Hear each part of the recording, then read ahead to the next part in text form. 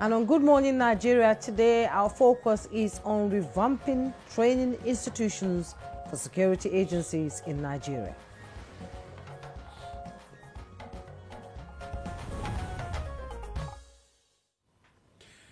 The National Economic Council has given the green light to President Bola Tinubu's plan to revamp training institutions for security agencies across Nigeria. That's right, Demola. It's all part of the president's broader vision of building a trillion-dollar economy, one that sees security not just as defense spending, but as a smart investment that drives growth. Indeed, Jumai, at its 152nd meeting last Thursday, NEC set up a committee chaired by Enugu State Governor Peter Mba to oversee the complete overhaul of training facilities for the police and other security agencies. Now, the committee has just 1 month to come up with a blueprint for innovating these institutions. And the president made it clear that training environments must be modern, comfortable, and motivating for both trainees and trainers. Now, the committee also includes governors from various states, with a former Inspector General of Police serving as secretary. The goal is simply to build stronger, better trained security forces that can keep Nigerians safe while powering economic stability. So this morning on Good Morning Nigeria, we'll be taking a closer look at this new initiative, what it means for national security and how it connects to Nigeria's long-term economic aspirations. We will be hearing from experts who will help unpack the link between security reforms and economic transformation. I am Ademola Adeoye. Thank you for starting your day and your week with us. We are live on the network service of the NTA. And I am Jumai Yusuf, joining my Mr. Demola in welcoming you to the program. Chugudi Okolubaja will join us later for the newspaper review. But first, the headlines. Stella. Many believe that revamping security agencies training institutions in Nigeria is a timely and necessary move, especially considering the recent National Economic Council meeting. Key areas for revamping, according to findings, are curriculum development, infrastructure upgrade, instructor training, and community policing. Analysts are hopeful that the benefits of revamping training institutions range from enhanced security personnel capacity to address emerging threats, improved relationships between security agencies and communities, more effective response to security challenges, and contributing to national stability. The National Economic Council had recently endorsed President Bola Ahmed Tinubu's proposal for the overhaul and revamp of training institutions for security agencies nationwide. The president's proposal followed a presentation made to Council by the Minister of Budget and Economic Planning, Senator Abubakar Atiku Bagudu, on the realization of President Tinubu's vision for a trillion-dollar economy, which also highlighted the necessity of investing more in security by the 3 tiers of government.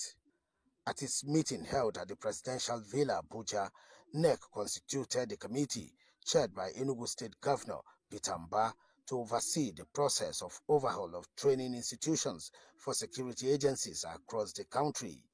The committee has a 1-month period to produce a blueprint for the renovation of training institutions for the Nigeria Police Force and sister agencies nationwide.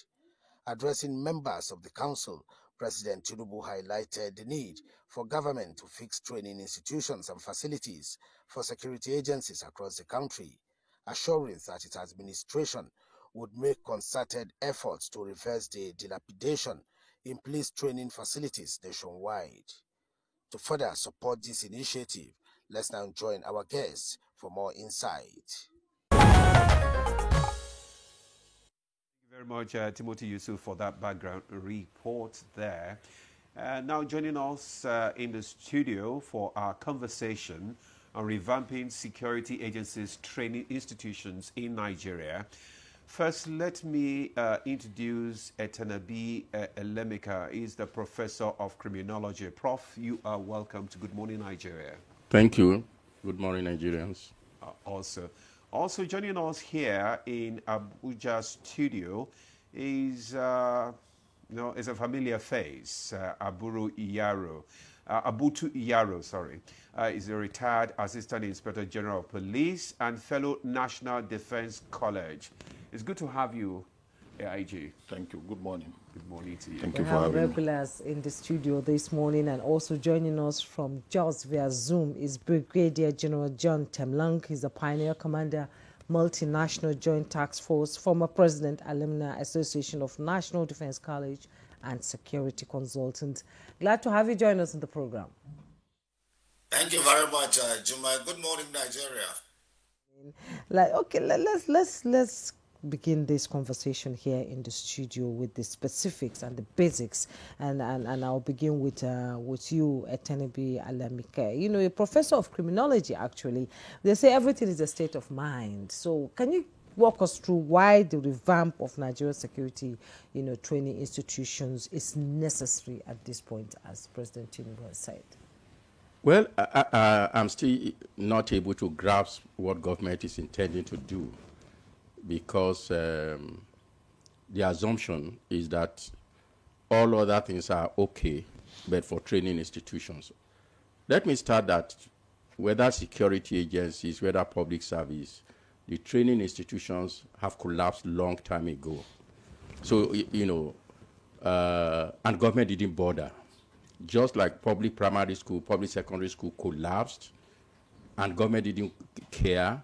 So also you find institutions of security agencies have also collapsed. Visit any of them. Of course, let's not generalize. We can say, for example, that the military generally have taken care of their training institution better than the other agencies, perhaps because also long years of rule, and then their tendency to be, in a way, separated from society. But walking into the police staff college in Jos, you'll be ashamed. If you knew what that place was, say, in the late 70s, early 80s, that's where a young man will want to have a career in the police because of the environment. You go to a prison staff college in Kaduna, in Kakuri, Kaduna. Again, it's not what was planned in the 80s in establishing it that you have there. And this, you can just go ahead. And I think part of this problem is, of course, obviously government neglect, government's lack of understanding that training determines competence and performance. And of course, related to this is also not doing this, you then have a service that cannot do what it's supposed to do because you lack the knowledge to do what it's supposed to do. And then, of course, how do you equip people to train in those institutions? There are two groups of people. People, and Juma was just saying one aspect of it. You find people who are being trained, majority of people who are come there to be skilled, and then you have people who are training there. Both of them are dehumanized when they go to training institutions of many of our security agencies. And I think for me that's the challenge. But I think the government approach of picking it out of the other issues, I think again is the way we do things wrongly. You need a comprehensive analysis of why, if we think they are not, our security agencies are not performing to the optimal level which we require them. It will not be training alone. It will be other things. If you pick training alone, and you do not do other things that need to be done, you just waste your resources. And can you specify? I mean, you are talking about, I was talking to a commissioner of police, let me exaggerate, and he said his pension is less than 150,000 a month. That means that man almost through his career is already afraid of exiting, his exit from the service. Then you go to a typical office, you find there is nothing that looks like when you are leaving your home in the morning, you say, oh, I'm going to office. And then you are, entranced by wanting to go to the office. Then you then go there, you do not even have the other things that you need to work with. I mean, whether you're talking about policing or any law enforcement today, it's technology-driven. It's knowledge-driven. It is no longer, it's not the uniform that drives, we don't wear the uniform is the one that drives this.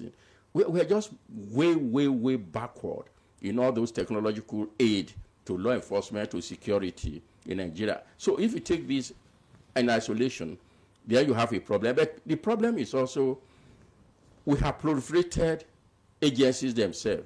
Then on top of that is this bad habit of proliferation of institutions. Take any of the institutions, whether even the military that I just said is more disciplined. A chief of staff decide, I want to, or whoever, I must establish something in my village while I'm in charge. A retired IG also must do so. A retired civil defense must do so. And these things are just proliferating without purpose. And I think these are complexity that government need to look for. Just before I yield to other people, even if you wanted to do that, the composition that I read in the newspaper were the wrong composition. The governors are not the one capable of doing what you're asking them to do. It's a technical group that you require. That technical group will submit an objective, knowledge-driven report, which the political, whether they call them leaders or political rulers or the governors, whatever they are, will take their decision on the basis of those information. You give them 1 month timeline. Where are they going to have the time? Again, I think it's just this brainwave we have in Nigeria, acting before you think. And a government acting before thinking has been our challenge in the last few decades, especially since civil rule. I think I see people are taking something that excites them. I don't want to, like a drunk, just decide to say something only to later realize what the complication of what he's trying to do. So for me, it's a tragedy that we act before we think. The security agencies are in very bad shape. Okay. And we need a comprehensive analysis of what kind of security agencies do we require today, and that can take us to where we want to be tomorrow. All right. Thank you very much, Professor. Let's bring in Abutu Yaro now. You are once a policeman, and you retired as Assistant Inspector General of Police. Can you give us a picture of the training institutes? Because you've been part of it, and you still have the picture. Can you give us the picture of what is the state of things there now? And this revamping that the government is set out to do you think will actually address the various challenges, bedeviling the security agencies? Thank you very much. I believe wholeheartedly that the revamping is very, very necessary and apt, because it is simple expression. Revamping an affair means renovating, reforming, giving it a new face. That is what the English people mean when they say revamp in English expression. And when we relate it to training institutions of the security agencies, and police in particular, to me, it is very, very apt. Once upon a time, about 15 years ago, I was a commandant of Police Counter-Terrorism Training Institute at Nongwa Kai, Port Harcourt, River State. And the facts are very, very clear. And what exists is similar to what Prof has earlier said. Our training institutions are in derelict. And these are issues that have arisen from historical neglect, partly because of age, partly because of government priorities, and partly because of paucity of funds and expansive national needs. For example, our police college Ikeja was established in 1936. The one in Kaduna was established in 1949. And many of them, as I speak today, in police in particular, we have 48 training institutions. And they are categorized into 5 different formats. We have the university format of police education. We have police college format of it. We have police training schools. We have specialist training schools, like police mounted troop training school in Jos. We have police marine training school in Bayelsa. And we have even combat training schools. There are many. Though the point I'm making is that the derelict form we've witnessed today is a kind of, as a result of historical neglect, diverse government needs, and increasing population and many other factors that affect, developmental effort. So, therefore, revamping it within the format and framework the government has espoused, in my thinking, that is the best thing to do. And that key into the kind of the new hope agenda government has espoused for everybody, for every sector in the economy. You can see this, me and my thinking, is an interpretation of the new hope agenda with respect to security service delivery. And for those of us who are observers, keen observers in the security sector, I think this is a yeoman job. Okay. And those of us too who are ordinary citizens, this is an extraordinary government innovation. And for even people who are commentators, I think it's an opportunity for them to encourage government and other public entities who are charged with the responsibility to drive it very, very well. As you are aware, any government effort or innovation requires public support. The population support is key. And the security practitioner, their support is very, very key to an understanding. I am equally aware that of all the differentials of problems affecting the security agencies, yes, training is very key and cardinal. One commentator talked about accommodation and all that, etc. Yes, I know that. But I am equally aware too that the spectrum of problems we have can never be tackled once and for all.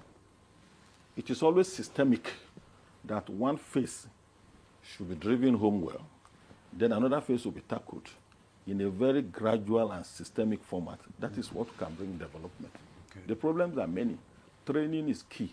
But the most important thing is that the kind of training you give to security personnel can largely define the kind of security services that will be delivered. Therefore, if government in its wisdom has decided in this way, I think that is the most important thing. Because if a mind is not properly trained for an assignment, any other thing provided is going to be mere perfidity, in my view. Training is key. Therefore, starting from there and involving governors is the most monumental aspect of this project, in the sense that most of the training schools are domiciled in geographical zones and localities that are within the precincts of governors. And most of these governors, as we call, particularly in the police, when we say Nigerian police, it's not meant to be defined as federal government police. Nigerian police means all the tiers of government of Nigeria, federal, state, local, and communities, are part of the ownership and part of the funding. Therefore, if a committee is set up involving governors, I think that's the best thing the government has done, because the funding is key, supervision is key, and everybody buying into the project is key, because it's not federal government police, it's Nigerian police. It belongs to the 732 local government we have. It belongs to the 36 states and FCT, and it belongs to the federal government as an entity. So everybody coming on board in this project, in my view, is the best way. That is like applying what we call all society approach to development, because the project is for all of us, and the ownership is for all tiers of government.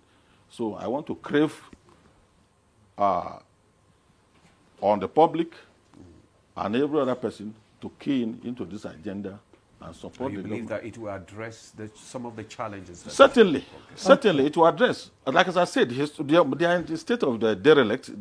So certainly, it's going to address. There's no doubt about it. Okay, that's beautiful. Let's bring in General Temlong.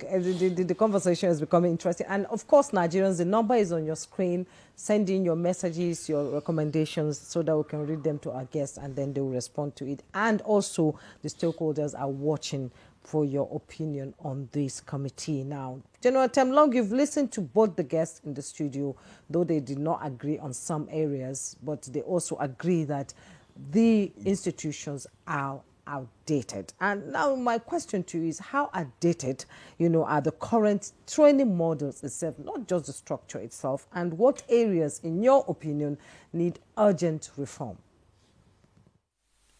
Well, thank you very much, Juma. I think I had said it on Good Morning Nigeria before and on other places that we need a trained security agency that will be able to meet the challenges of the 21st century and even the emerging ones, because like Professor Lemeka said, technology is playing a very key role in every facet of our lives today.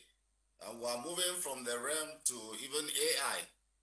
And so the human beings that need to keep pace with the set of crimes that are being perpetrated these days are those who are supposed to be knowledge driven, who should be ahead of the criminals.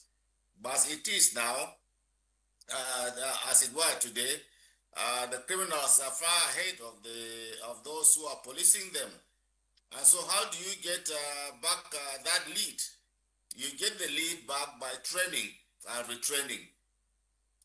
And the sort of training institutions that we have today are not what will produce the needed personnel that will deliver on what they have, because as it is well, like in the computer, garbage in, garbage out.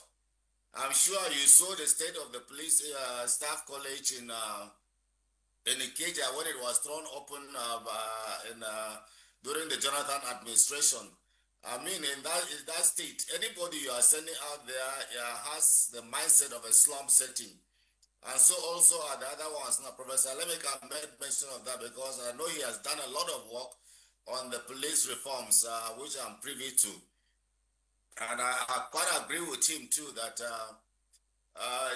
what the governor should do at their level, because one, they are members of the police council and members of the police, members of the economic council that gave the wherewithal.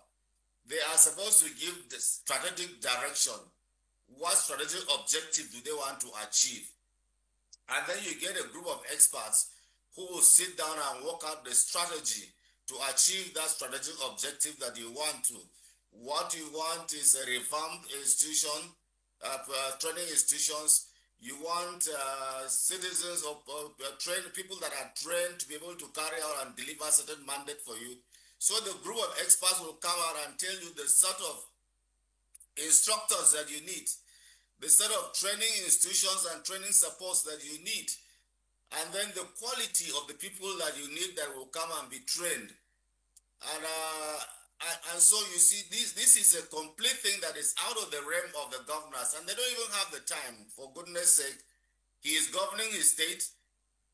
They are talking about the next election, 2027, and he has 1 month to deliver on this mandate.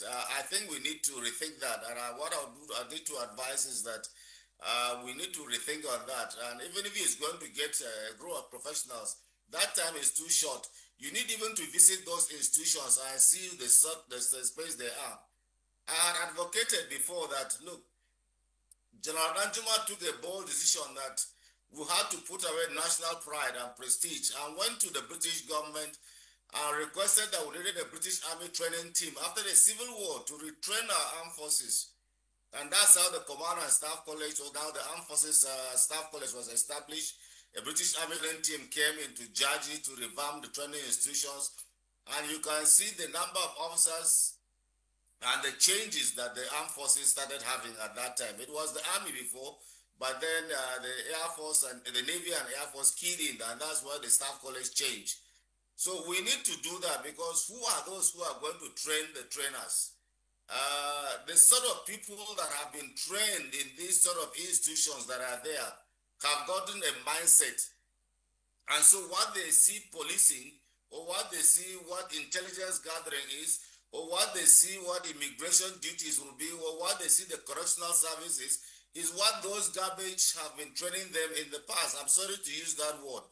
But then we need a change of mindset, a change of doing things according to international best practices, and we need to get people to actually help us to do that.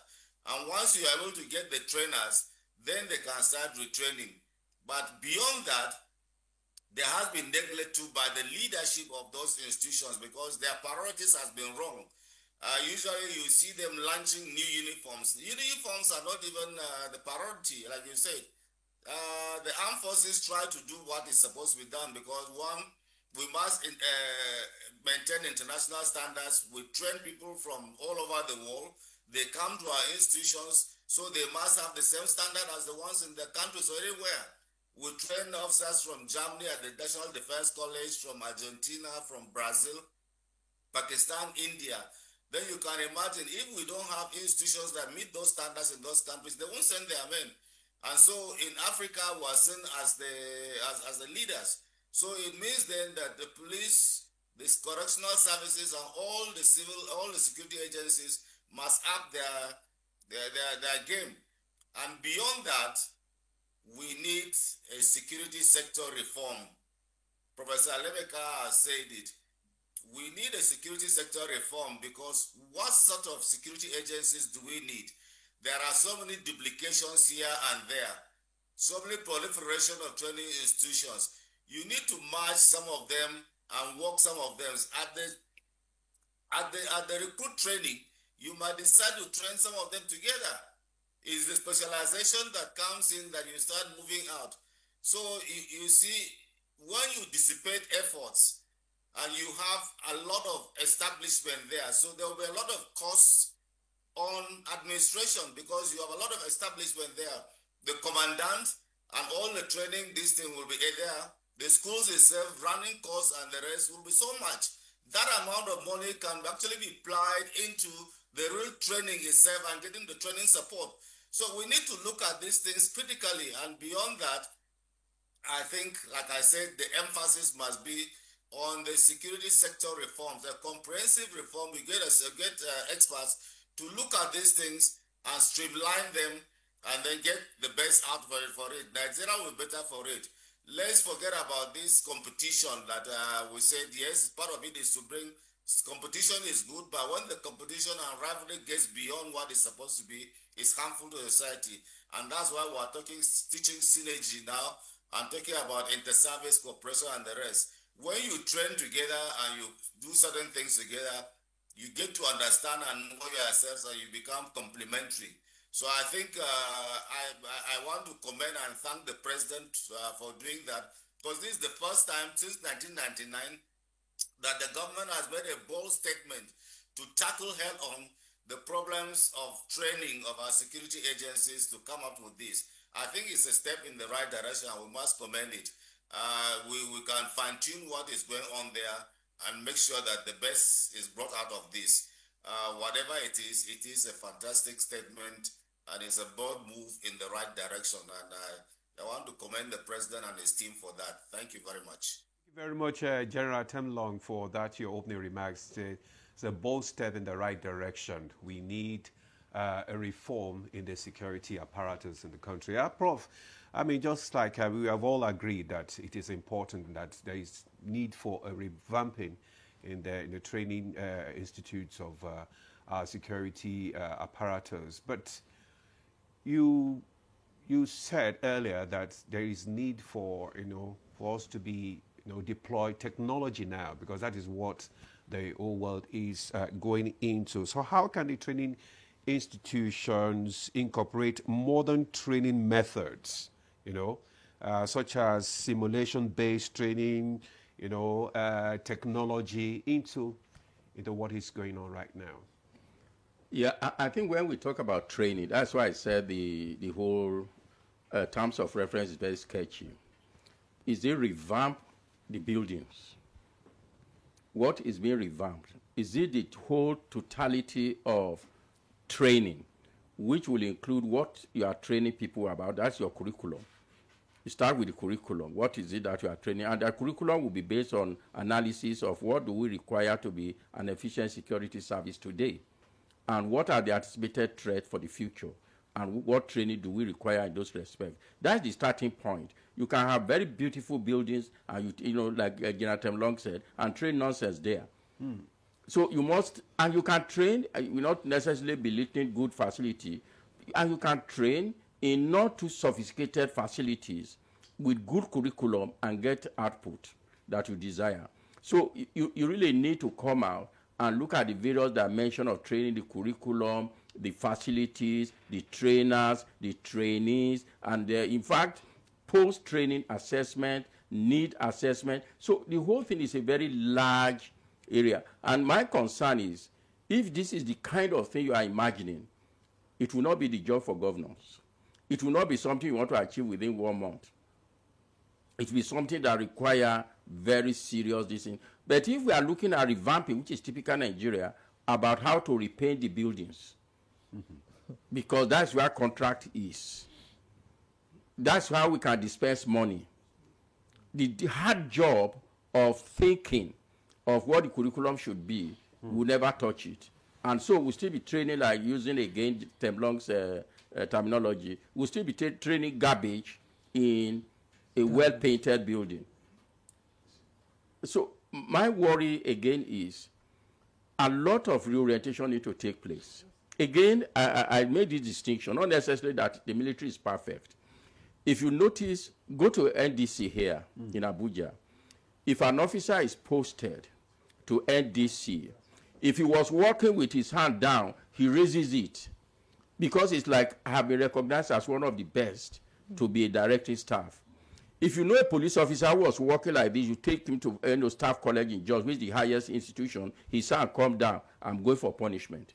The same thing is for correctional service. So there is a long-term problem also with the way we have conveyed training to officers and then what needed to be done. And this, an AIG was posted to staff college in Jos, and he came to my house. I won't mention the IG then. He said, "I don't know what I've done to this IG. See where he posted me." I said, "So what's the problem?" I had congratulated him before he started his complaint. And I said, "What best place could you have been than training? A whole many people will come through you. You exercise influence over them through their service. And you can actually say you have a service-wide contribution rather than simply being a commissioner of police or an AIG zone. We don't have that span of influence over people." He started the complaint. I said, "What do you think you did to him?" "Oh," he said, "I remember the man was CSP and I was ASP. Maybe that's what his grudge is." And this is a practical experience, and AIG Abutu will confirm that.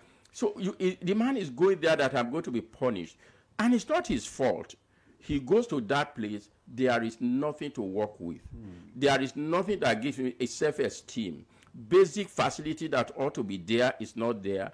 Go to, like I said, military is not perfect. Go to, NDC here, or even go to Loa Usman National Institute for Security Studies. You find midway, there is a tea break, and all those things come, staff come.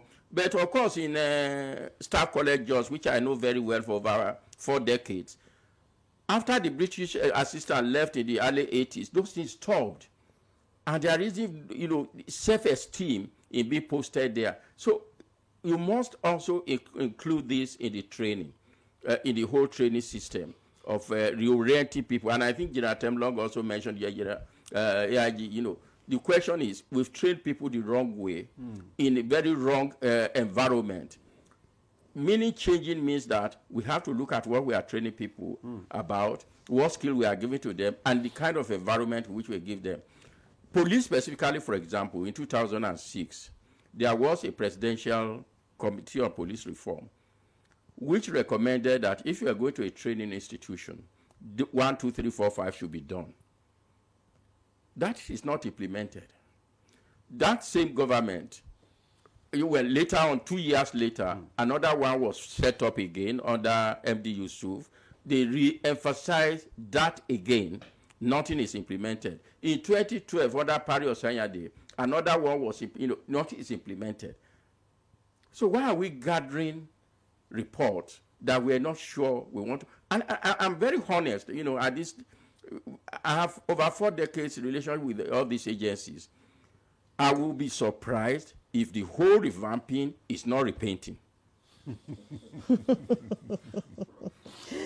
I hope, Prof, you will not be surprised. I'll be happy if I'm faulted. Yes, if you're faulted. I'll be very glad if I'm faulted. I'm sure AIG will want to talk about that. General Talong have talked about a total overhaul of the security training schools and security sector reform. He's also talking about streamlining it. And one aspect that he talked that interests me is training together to curb inter-agency rivalry. That means bringing the Air Force, the police, and all on the same platform, because there's that respect issue when it comes to, the military and the police. So if they can train together, what kind of outcome do you think we'll have? Thank you. We are going to have a more formidable outcome. In times past, and Prof here knows, at our police staff colleges, programs of interagency training existed, particularly from the Nigerian Armed Forces, paramilitary agencies, and even West African security agencies used to send personnel for courses at police staff colleges. That was a formidable way of deepening interagency cooperation, and Prof witnessed it. Like Prof said before, how and why some of those kind of programs stopped after the British technical assistants left is a matter for further research. Now, coming back to the present effort of government, is formidable in the sense that the political will to effect a change of course of our security history exists by this presidential initiative. Why issues like this have never seen the light of the day in the past was largely because the political will of government was not really there. But we are lucky, or Nigeria is lucky today, to have a political class headed by the president and his team, determined to effect a change. And I can assure you here, and other Nigerians or other listeners, this particular president, the moment he takes action on a particular subject matter, just go and sleep. That action will see the light of the day. It will not be limited. The outcome will not be painting and repainting, as the learned professor really said. Because I believe that the change we're talking about has come. In other sectors of our national life, we have witnessed it through this presidential initiative. That the system has taken this security services reform of the training institution now, I think that is the best opportunity Nigeria has never had since 1960. On 7th of October this year, that's about 3 weeks ago, this same president signed a bill approving, recognizing the Nigeria Police Training Institution Establishment Act. What is that supposed to mean? It is supposed to mean that all the 48 training institutes owned, coordinated by the Nigerian police, will now have autonomous legal status, autonomous financial status, autonomous capacity to develop training syllabi, another curriculum, including resource persons and etc. So to me, these are indices of seriousness. To me too, these are indications of happenstance that have never been seen before. Some of us have been around security corridor of the government of Nigeria in the last 40 years, both as trainees, as participants, and now as stakeholder observers. We've never seen this in the last 40 years. And I believe that what we are talking about is not going to be a cosmetic innovation. It's going to be a fundamental innovation. The Establishment Act has been signed. Now, they are moving to the next level. That is to say, a committee to organize the funding, the reform, and etc. When you say reform of a training institution, it includes, and not limited to, structures. It includes reform of pedagogy. That is the syllabi. It includes the reform of the psychology. It will include the reform of the international networking of these training institutions to bring them at par with international best practices. Just like General Tamlong said, that most of the military institutes, they try as much as possible to operate them in a level that will become at par with the other sister militaries. And that's why they come for training. And in our own case, Staff College had trained West African police officers before, other national security agencies personnel before. And these are, to me, I believe that the glories of the past that eroded as a result of lack of government patronage or lack of political will, the glory has just been brought back and the innovation has just started. And in the course of time, if we were alive, you will still attest to it in this studio that what we talk about sometimes past has already materialized in ways and manner that we didn't envisage. Let me remind ourselves, this particular committee, the secretary, is just the outgoing Inspector General of Police, IGP Usman Baba Akali. So that alone is an indication that practicalizing the ideals and the policy perspective to real developmental initiative is real. And as General Tonglong equally said too, the fact that the governors who are members of the police council, as stated by our constitution, are part of this committee makes the job and the ideas more convincing. And I believe that given time and space, if you be generous enough to call us to review issues pertaining to this in few months' time, the attestation to the realities of the ground will manifest. Of course, yes. Of course, we will bring you back after the 1 month. But I want you to also talk about what Prof. and General Temlong are saying, that bringing the governors into the committee is not advisable. It is advisable, madam, to the extent that governors constitutionally, very busy. Governors constitutionally are members of the Nigerian Police Council. So our constitution says. That is to say, the law governing Nigeria says so, that governors must be part and parcel of critical decision-making for the effectiveness of the Nigerian police force in particular. Therefore, they are partaking in this project is constitutional, normal, expected, desirable. In fact, the president requires an applaud. Okay, we take we have some. Let's go to General Temlong so that we can take him the second time. We're talking about revamping now, and you have emphasized the need for a total reform of the security sector, and you have mentioned some sectors that need reform. What are the other areas that need reform, and how do you think this reform should be implemented? Because it's one thing to highlight the areas that need to be reformed. It's another thing for these areas, this reform to be implemented. And that has been the biggest challenge that we have been having in this country. Well, thank you very much. I did mention a comprehensive security sector reform. Now, I think it was Professor Lemeka who started talking about the proliferation of security agencies and the rest. Now, I said this, and I think I got some calls from my friends in the Civil Defense Corps. Now, if you look at the acts that establish the Civil Defense Corps and the Nigerian Police, you find out that there are about 20 or 21 items that are the same, what they're supposed to do.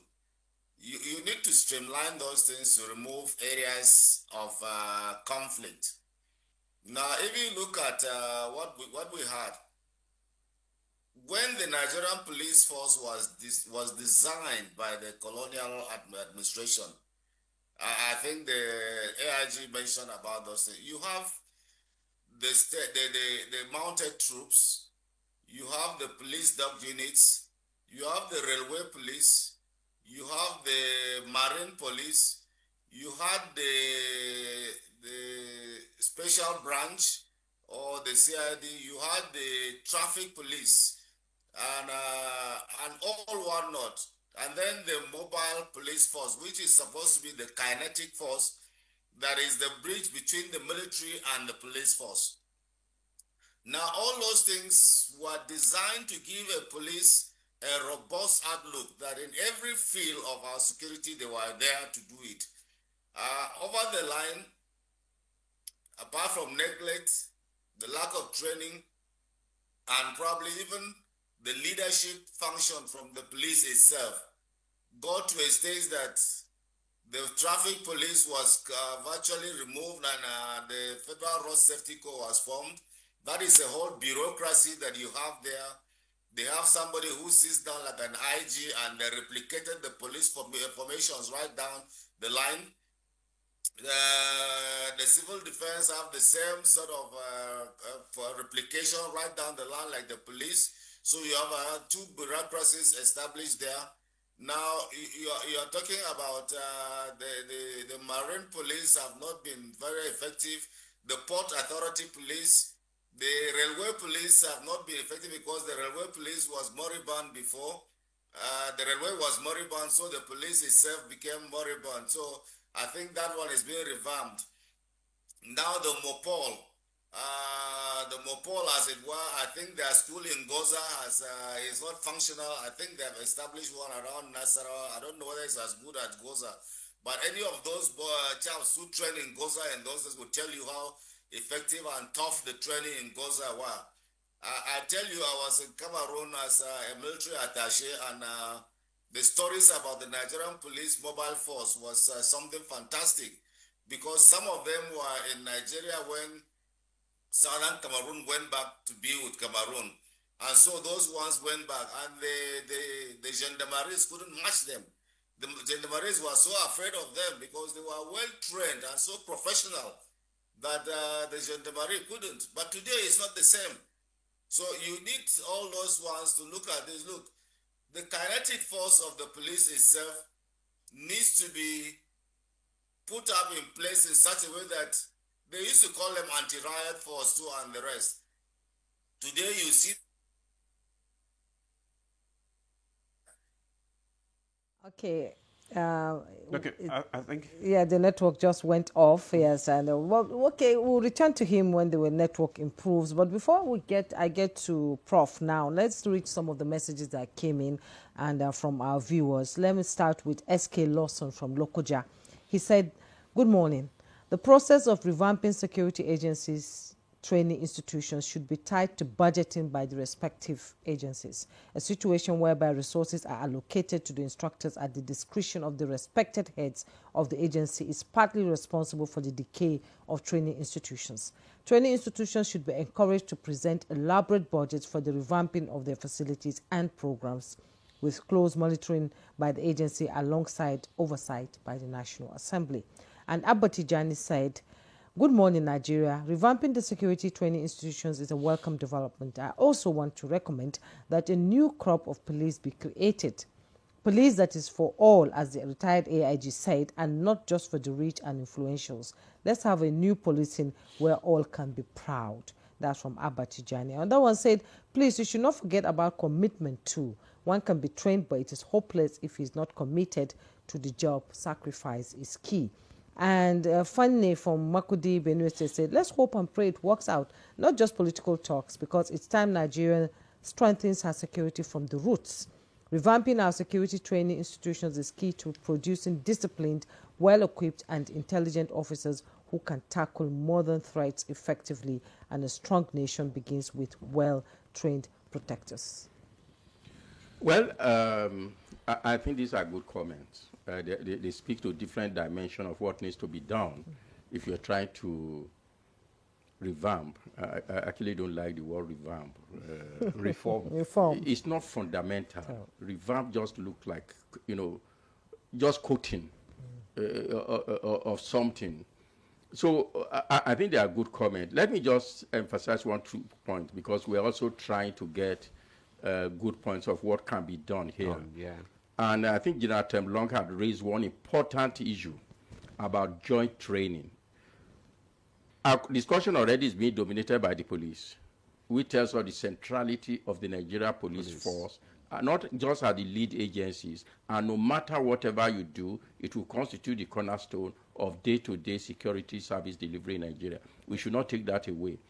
But having said that, we should not also forget, when they say security training institution, we're talking about 24 institutions. 48, he said. No, not the police alone. You are talking security. You are talking immigration. You're talking of customs. You're talking correctional service. You're talking of fire service. You are talking of road safety. Civil defense. Yes. DSS. The armed forces and all the rest of them. So we're not talking about small number of organizations. That's why I said, until we see the TOR, It's very complex. Just that alone meant it's not a work for 1 month.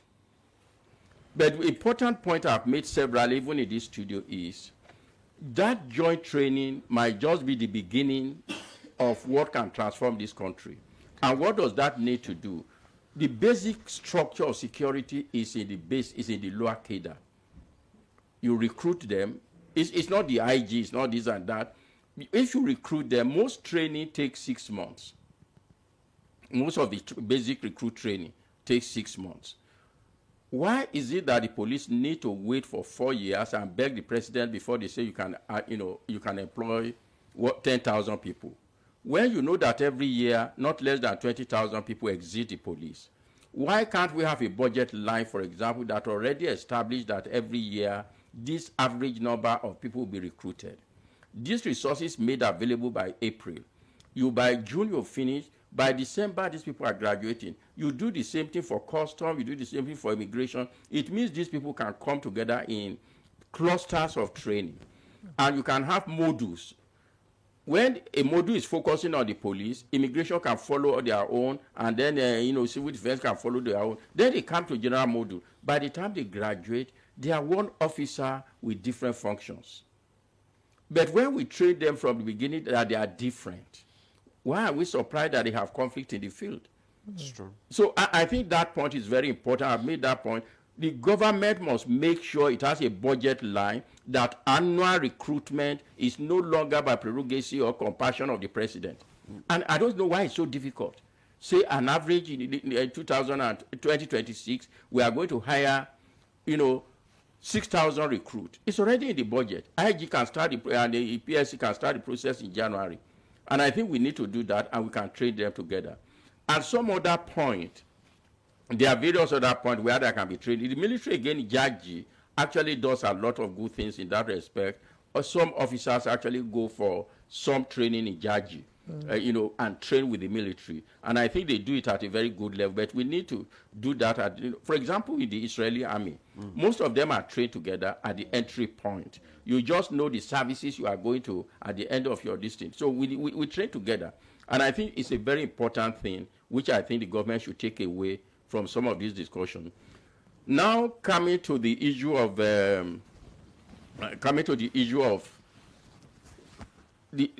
I just don't know how to present it. Present it the way you want to. Yes. I think the question of sector-wide reform is important. But even outside of that is, we have, I just told you we have 3 reports. They're not just about training. They are comprehensive. The 2006, I happened to serve on the 2006, which was chaired by Damadami. It affected every aspect of policing, not just training. It includes training, but not just. The 2008 also included every aspect. The 2012, under Paris Osenyade, it generally was reorganization and all those things. None of these have been implemented. I train more on the impact. I don't have the privilege that my brother has of personalities, but I analyze from structures. Nigeria's structure of decision making has not changed. Whether Buhari, Tinubu, or Jonathan, it's still the same structure. So would you recommend that they refer to those reports before moving ahead with what they're doing? No, because that one is limited to police. Okay. They should take those information as part of the information required. Okay. But they are dealing with all, that's why they reminded us that we're probably dealing with about 24 institutions where we say security. And you ask people to revamp their institutions overnight or what is required, they won't even be able to visit them within 1 month. And that is what gives me concern. At what depth is this revamping? What scope is the revamping if it was limited to 1 year, to 1 month? Then, of course, funding. Again, I know there's a confusion. I don't know the stage now. I think the last span of Police Trust Fund is ending. If it has not ended. I'm not hearing whether it's being renewed or it's not going to be renewed. So they're actually structured on the ground. So I don't believe in this buying new garments every time you have an occasion. Okay. Some old garments, can be washed and then be reused. Because I think that's where we waste our resources. Yes. Okay, thank you very much, Prof. What depth and what, all that I think will be revealed at the end of the committee's meeting. We will take a break now. When we come back, we'll take some of the comments that have been sent so that our guest can respond to them. Stay with us. Thanks for staying with us. You're still on to Good Morning Nigeria on the network service of the NTA. We're still discussing revamping security agencies training institutions, and our guests are still here with us. We have some comments and questions from some of our viewers, which we read some out earlier. I have some here which I will quickly read out so that our guests can respond to some of them. This one is from High Chief Onijogun Abiodun from Ekiti State. It says, revamping security agencies training institutions means overhauling how personnel are trained, equipped, and managed so they can effectively handle modern security challenges such as terrorism, cybercrime, banditry, and civil unrest. Here is a structured guide on how to revamp. 1. Curriculum modernization. Outdated curricula must be replaced with modern intelligence-driven content. The second one is from Okechukwu Okore. He said, patriotism and professionalism is the key. All promotions should be on merit. This one is from Bida. Bida is from Kaduna. He said, I would have appreciated if a representative of the Nigerian Correctional Service joined you there. The state of training institution is very saddening. This is from Oduayo Ajagbe. He said, my question is that what steps will be taken to address potential challenges or resistance to change? And finally, this from Ado Gwaram from Jigawa State. He said, good morning, Nigeria. My take on this issue is that police need total overhaul for optimum performance. Revamping training institutes should be one aspect of the needed reform, in addition to police welfare, equipment, societal perception, etc. You may give police the best training at the best institute, but may fail to deliver if the other aspect of the problem is not addressed. Look at the outcry about police pension things. Yes, I have one before we go to him. Yes, Abdul Ibrahim Yaji is writing from Lafia, Nasarawa City State. To begin with, good morning.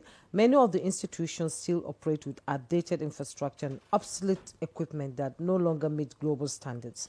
Government and relevant stakeholders should invest in modern technology, including digital simulation tools, surveillance systems, cybersecurity labs, and intelligence gathering equipment to prepare officers for the realities of contemporary security threats.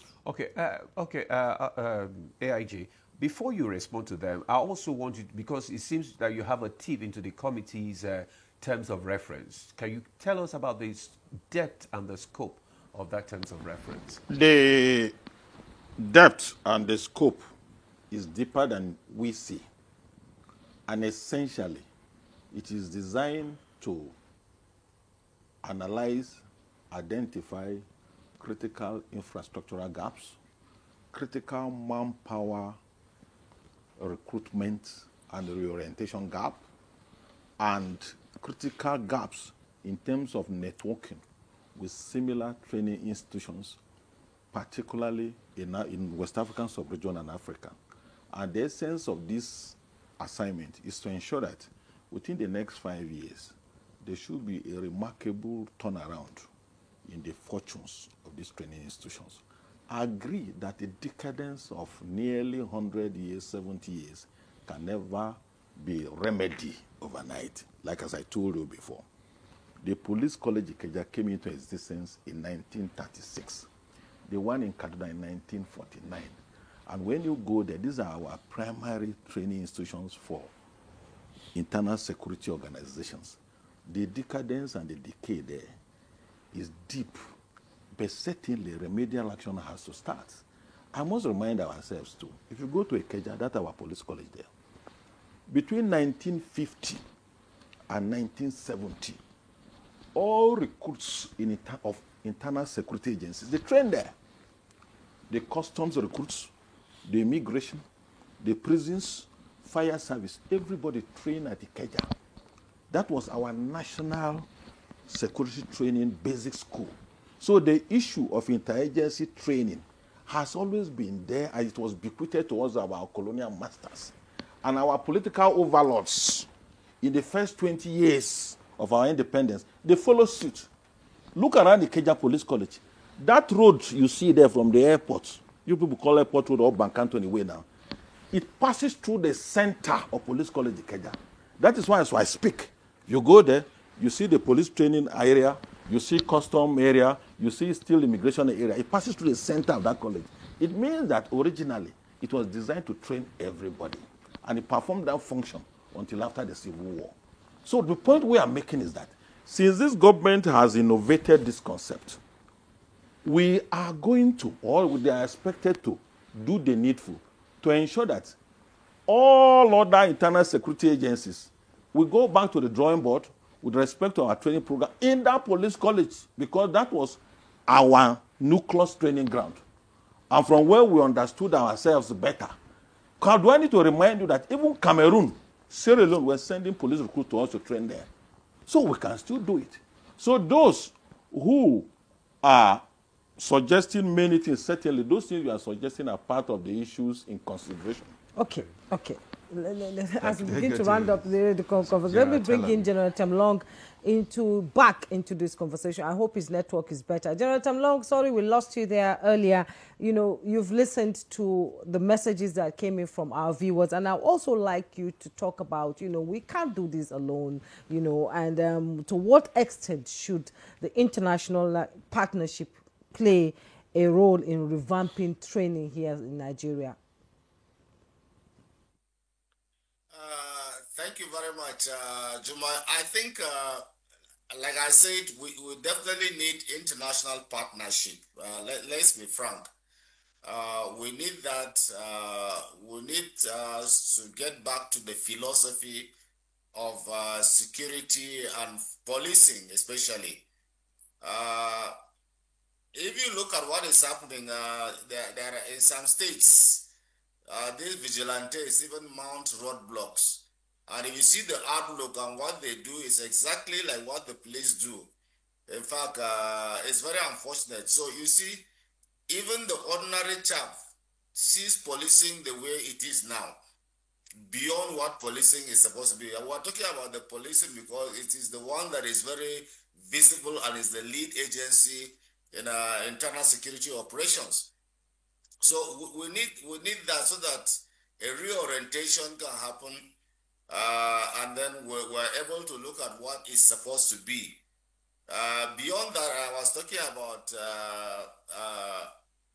a comprehensive reform.